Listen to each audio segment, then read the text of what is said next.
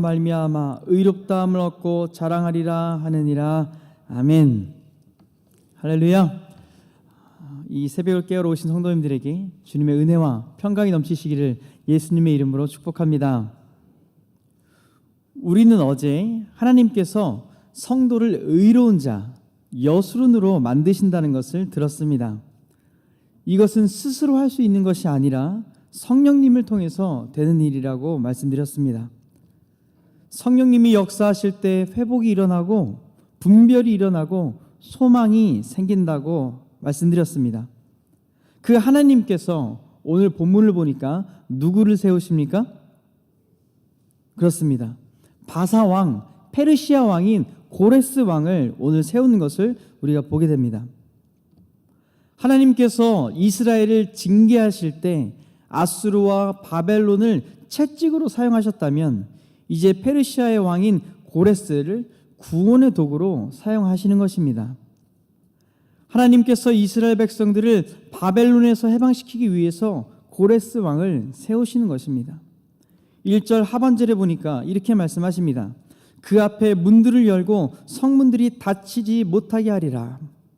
이 말씀은 실제 바벨론이 대연회를 열었을 때 보통 때와 다르게 성문을 연 채 연회를 했었는데 이것을 페르시아가 그대로 정복하는 일로 성취가 됩니다. 문자 그대로 1절의 말씀이 이루어진 것입니다. 고레스 왕은 이방인으로 하나님을 알지 못하는 자였지만 하나님은 자신의 백성을 해방시키기 위해서 고레스를 지명하셨고 세우신 것입니다. 이것은 우리 인류의 주권이 하나님께 있다는 것을 말씀해 주고 계시고 그분이 인류의 역사를 이끄시는 주관자라는 것을 나타내시는 것입니다. 예수님께서 죽음의 권세를 완전히 깨부수시고 사탄 나라에 포로되었던 우리를 건지셨다는 점에서 고레스 왕은 장차 온 인류를 구원하실 예수 그리스도의 그림자의 역할을 합니다. 이렇게 성경 곳곳에, 특별히 구약 성경 곳곳에는 예수님에 대한 상징이 숨어 있는 것입니다. 그런데 하나님께서 왜 고레스 왕을 세워서 이스라엘을 구원하실까요? 왜 다른 사람도 있을 텐데 하필이면 고레스 왕일까요? 페르시아 왕인 왜 고레스 왕일까요? 그 의미가 9절에 나옵니다. 우리 9절 말씀을 함께 읽어보겠습니다. 9절입니다. 시작. 질그릇 조각 중 한 조각 같은 자가 자기를 지으신 이와 더불어 다툴진대 화 있을진저 진흙이 토기장이에게 너는 무엇을 만드느냐 또는 네가 만든 것이 그는 손이 없다 말할 수 있겠느냐. 아멘. 우리는 하나님께서 왜 고레스 왕을 세우셔서 이스라엘을 구원하셨는지 그 이유를 알 수 없습니다. 9절에 나오는 것과 같이 보잘것없는 질그릇이 그를 빚어 만든 토기장이에게 왜 나를 이렇게 만들었습니까? 라고 대들 수 없는 것과 같습니다. 부모가 자녀를 낳았을 때 자녀들이 부모님에게 왜 저를 이렇게 태어나게 하셨습니까? 라고 말하는 것이 큰 불효와 똑같은 것입니다. 무엇을 만들든지 그것은 토기장의 권한이 있는 것입니다. 로마서에서도 이렇게 말씀하시죠. 9장에서 이렇게 말씀하십니다. 이 사람아 네가 누구이기에 감히 하나님께 반문하느냐.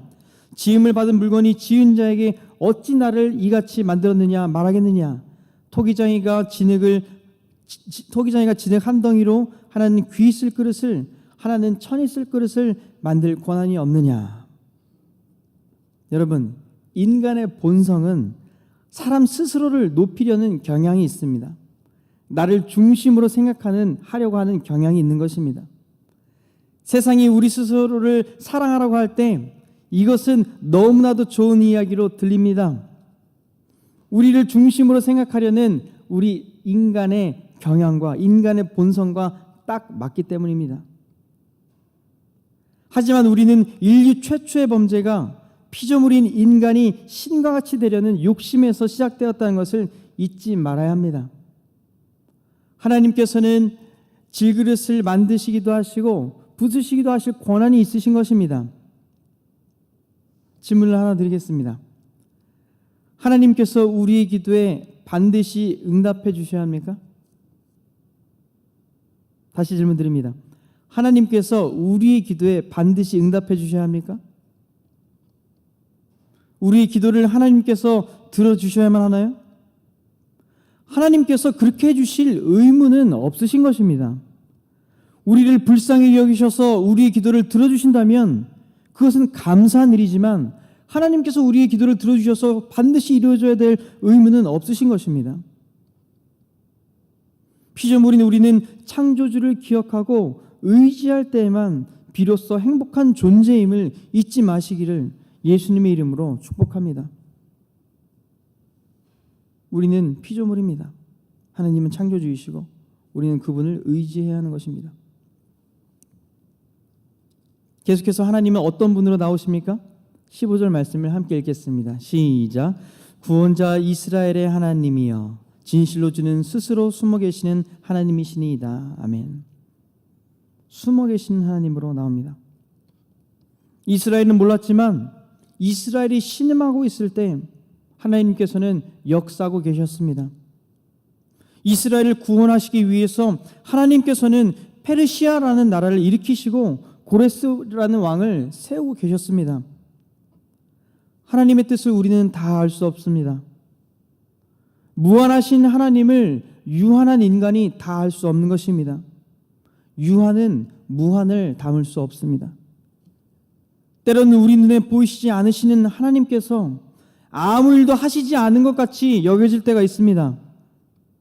구약과 신약의 사이에 기간이 있는데 약 400년이라는 시간이 있습니다. 근데 그 시간 동안에 어떤 사람은 그 시간 동안에 하나님께서 아무 일도 하시지 않으신 것 같이 여겨진다고 해서 어떤 사람들은 그 기간이 이스라엘에게 암흑기와 같은 시간이었다라고 이야기합니다. 하지만 이 기간은 모든 문화와 언어가 그리스어로 통일이 되고 로마가 패권 국가가 되어서 모든 길이 로마로 통하는 예수님이 오시기 전에 완벽하게 세팅이 되는 시간이었습니다.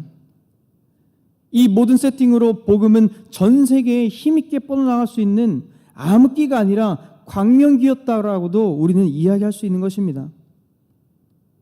하나님께서는 스스로 숨어 계시는 듯한 이 기간에도 하나님께서 일하고 계셨던 것입니다. 다만 눈치를 채지 못했을 뿐이죠. 지금 우리 성도님들에게 하나님께서는 숨어 계십니까? 아니면 일하고 계십니까? 바라기는 우리 주님께서 우리 눈에는 비록 보이시지 않으시지만 지금도 살아계시고 우리를 위해서 쉬지 않고 일하고 계심을 믿으시기를 예수님의 이름으로 바랍니다. 말씀을 맺습니다. 하나님께서는 지금도 우리를 위해서 일하고 계십니다. 우리가 알지 못하는 놀라운 방법으로 반전의 역사를 일으키시는 분이 우리 하나님이심을 믿으시기를 바랍니다. 하나님은 우리 기도에 반드시 응답해 주실 필요가 없으시지만 우리를 불쌍히 여겨주시고 우리의 신음에도 응답해 주시는 분이심을 믿으시기를 바랍니다. 오늘 우리 성도님들이 갖고 나오신 기도 제목이 무엇입니까? 저는 다 알지 못하지만 우리 하나님께서는 다 알고 계심을 믿으시기를 바랍니다.